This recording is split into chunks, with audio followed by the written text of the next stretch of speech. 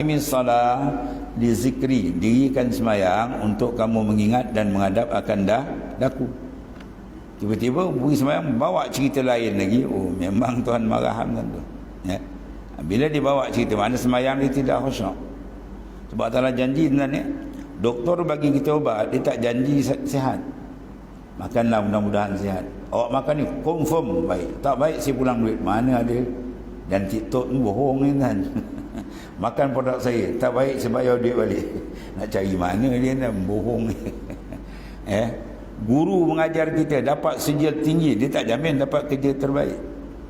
Kadang-kadang tak kerja ada. Lulus universiti jual tebu ada. Tapi Allah Taala janji kita.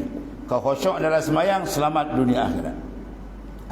Qad aflahal mu'minun alladzina hum fi salatihim khusyuk. Itu janji Allah. Tuhan janji kau khusyuk, confirm kau akan selamat dunia akhirat.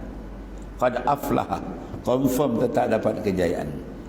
Alladzina hum fi salatihim, orang yang dalam sembahyangnya khusyuk. Maka semua kita boleh buat. Latihlah.